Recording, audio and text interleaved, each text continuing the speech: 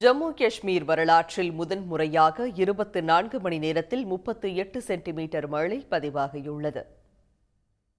ஜம்மு காஷ்மீரில் கனமழையின் தாக்கம் தொடர்ந்து நீடித்து வரும் நிலையில் 26ஆம் தேதி காலை முதல் 27ஆம் தேதி வரையிலான 24 மணி நேரத்தில் 38 சென்டிமீட்டர் மழை பதிவாகியுள்ளதாக வானிலை மையம் தெரிவித்துள்ளது.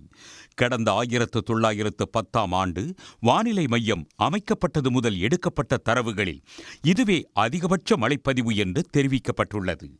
கனமழையின் தீவிரத்தால் ஜம்மு ஸ்ரீநகர் தேசிய நெடுஞ்சாலையில் பல்வேறு இடங்களில் நிலச்சரிவு ஏற்பட்டுள்ளது. இதனால் 250 கிலோமீட்டர் நீளமுள்ள தேசிய நெடுஞ்சாலையில் தற்காலிகமாக போக்குவரத்து நிறுத்தப்பட்டது. ஸ்ரீநகர் உதம்பூர் விரைவுச் சாலையில் இருவேறு இடங்களில் பாலங்கள் சேதமடைந்தன. ஜம்முவில் கார்கள் பேருந்துகள் பாதியளவுக்கு மூழ்கும் அளவுக்கு ஏரி போல வெள்ளம் சூழ்ந்துள்ளது. ராய்ப்பூரில் வெள்ளத்தில் சிக்கியவர்களை ஹெலிகாப்டர் மூலம் விமானப்படையினர் மீட்டனர்.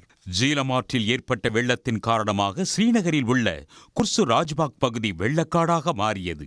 வெள்ளம் சூழ்ந்த பகுதியில் இருந்து மக்களை மீட்கும் பணி தீவிரமாக நடைபெற்று வருகிறது. தொடர் கனமழையால் அனந்த்நாக் மாவட்டத்தில் திரும்பும் திசையெல்லாம் வெள்ளக்காடாக காட்சியளிக்கின்றன. சாலைகளில் வெள்ளம் தேங்கியுள்ளதால் வாகனங்கள் மூழ்கியுள்ளன.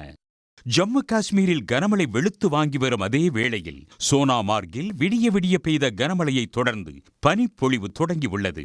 ஜம்மு காஷ்மீரில் கனமழை, நிலச்சரிவு, வெள்ள பாதிப்புகளில் இருந்து 5000 பேர் மீட்கப்பட்டுள்ளனர். உடனுக்குடன் செய்திகளை தெரிந்து கொள்ள சன் நியூஸ் பெல் ஐகானை கிளிக் பண்ணுங்க.